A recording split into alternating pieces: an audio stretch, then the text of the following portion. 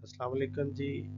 हाजिर खिदमत है पार्ट 2 के साथ। अक्टूबर 2024 SEMR उसकी सेकंड वीडियो हम रिकॉर्ड कर रहे हैं। आगे बढ़ते हैं हम टॉपिक की तरफ। इस वीडियो में हम तकरीबन कोई 7 टॉपिक डिस्कस करने वाले हैं, जिसमें ऑनरेबल सुप्रीम कोर्ट ने अपने वर्डिक्ट्स दिए हैं और वो जजमेंट्स भी आपके सामने होगी और उसकी तफसील भी बयान करेंगे। सबसे पहली जजमेंट है 2024 SEMR स्टडी लीव से बाबत है। इस केस में जुडिशियल ऑफिसर ने अपनी स्टडी लीव की बाबत अप्लाई किया तो उसको अथॉरिटी ने रिफ्यूज कर दिया। ऑनरेबल सुप्रीम कोर्ट ने इसमें अपनी डिटेल जजमेंट दी और ये कहा कि स्टडी लीव को विदाउट एनी रीजन डिक्लाइन करना अगेंस्ट द लॉ है। तो जजमेंट डिटेल आपके सामने है, आप इसको पढ़ भी सकते हैं। वीडियो को पॉज करें और डिटेल जजमेंट, उसके लीगल प्रिंसिपल्स भी हमने बताए हैं विद हेडिंग आपके सामने है। फिर कोर्ट की फाइंडिंग क्या है उसकी बाबत हमने, और जो उसे रिलीफ मिला उसकी बाबत भी पूरी डिटेल हाईलाइट की हुई है सुप्रीम कोर्ट की जजमेंट्स के बारे में। तो उसकी अपील उसकी फेवर में होगी और जो एडमिनिस्ट्रेटिव जज ने डिसीजन किया था उसको सेटिसाइड कर दिया। और ऑनरेबल सुप्रीम कोर्ट ने LLM के लिए और डायरेक्शन दे दी कि उसको जाने दिया जाए और वो अपने LLM को परसू करे और एक ट्रांसपेरेंसी यूनिफॉर्म पॉलिसी की बाबत भी डायरेक्शन जारी कर दी। नेक्स्ट जजमेंट है 2024 SEMR 1877। इस जजमेंट में रेगुलराइजेशन की बाबत केस ऑनरेबल सुप्रीम कोर्ट तक पहुंचा और उसमें इशू था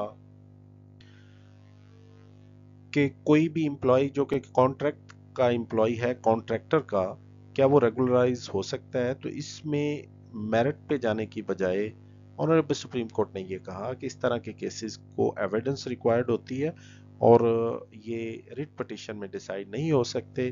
तो वो जो पिटीशंस ऑनरेबल हाई कोर्ट में थी उसको डिसमिस कर दिया और ये डायरेक्शन दे दी कि पिटिशनर अपनी जो है वो प्रॉपर रेमेडी अवेल कर सके। नेक्स्ट जजमेंट है 2024 SEMR 1883। इसमें स्पेसिफिक परफॉर्मेंस की बाबत मैटर था। प्लेंटिफ ने एक सूट फाइल किया और प्रेयर की कि उसकी फेवर में जो एज पर एग्रीमेंट है उसकी फेवर में उसको रिलीफ दिया जाए, सूट डिग्री किया जाए। तो ये कंक्लूजन इस स्टेज पे पहुंचा कि वो जो प्लेंटिफ था उसने कोई सर्टिफिकेट ऑफ रेडीनेस कि वो बकाया पेमेंट देता या कोई लीगल नोटिस उसने सर्व किया होता, ऐसी कोई चीज़ नहीं थी। वेयर एज के डिफेंडेंट वाज रेडी और डिफेंडेंट ने सारे NOC भी ले लिए, लेकिन उसके बावजूद भी प्लेंटिफ ने बकाया पेमेंट नहीं दी तो उसका सूट डिसमिस हुआ। बड़ी ये अहम जजमेंट है कि ये ज़रूरी नहीं है कि एग्रीमेंट टू सेल हो गया, आप प्लेंटिफ जो है, जो ख़रीदार है, वो बकाया पैसे भी ना दे और उस जो प्रॉपर्टी है उसको आगे सेल भी ना होने दे। तो ये जजमेंट बड़ी डिटेल और अहम जजमेंट है, ये डिटेल में पढ़ने वाली है लॉयर्स के लिए भी और जो लिटिगेंट्स हैं उनको भी ये समझ आ जाएगी कि अगर एक ख़रीदार विद इन टाइम अपनी पेमेंट नहीं देता और जो बेचने वाला है वो अपनी सारी रिक्वायरमेंट जैसे फ़र्द निकालना, NOC लेना, ये दीगर सारी रिक्वायरमेंट्स पूरी कर देता है, लेकिन जो ख़रीदार है वो पैसे नहीं अदा करता, तो इन हालात में ऑनरेबल सुप्रीम कोर्ट ने कहा कि वो इंटाइटल नहीं है कि उसका सूट डिग्री किया जाए और उसको प्रॉपर्टी दी जाए। नेक्स्ट जजमेंट है 2024 SEMR 1887। डिटेल जजमेंट है, यूनिवर्सिटी की बाबत है। इसमें ऑनरेबल सुप्रीम कोर्ट ने होल्ड किया कि universities must comply with law and HEC guidelines. Mismanagement and non compliance will lead to accountability measures. Detail judgement आपके सामने, उसके बुलेट्स हैं, आप पढ़ सकते हैं। नेक्स्ट जजमेंट है 2024 SEMR 1896। ये डिसमिसल का केस था। एक पुलिस एम्प्लॉय को डिसमिस कर दिया गया कि ये कह करके कि at the time of appointment उसकी ओवर एज थी।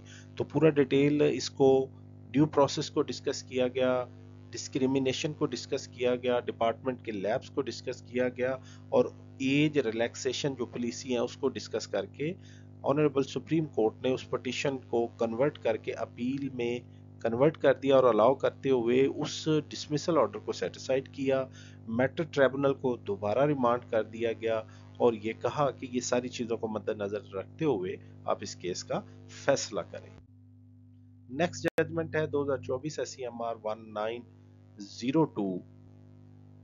یہ ججمنٹ ہے جی ری کاؤنٹنگ آف بیلٹ پیپر کی بابت. آنریبل سپریم کورٹ نے آنریبل لاہور ہائی کورٹ کی ججمنٹس کو سیٹیسائیڈ کیا اور ری کاؤنٹنگ کو الاؤ کیا. یہ کہا یہ کینڈیڈیٹس کا آئینی حق ہے اور یہ ریکوائرمنٹ آف لا ہے، لہٰذا ری کاؤنٹنگ جو ہے وہ اس کا حق ہے. نیکسٹ ججمنٹ ہے 2024 ایس سی ایم آر 1984. اس میں فیملی سیٹلمنٹ کی بابت بہت ڈیٹیل ججمنٹ ہے. ساری ججمنٹ پڑھنے والی ہے کہ فیملی سیٹلمنٹ میں کیا کیا چیزیں ان کی ریکوائرمنٹ ہیں کہ وہ رجسٹریشن ہو، کن چیزوں کی ضرورت ہی نہیں ہے وہ رجسٹریشن کروانے کی. تو یہ ساری چیزیں اس ججمنٹ میں ڈسکس کی گئی. یہ لینڈ مارک ججمنٹ ہے اور فیملی سیٹلمنٹ کی بابت بڑی اہم ہے. یہ آپ ڈیٹیل آپ کی سکرین پہ آپ اس کو پڑھ سکتے ہیں.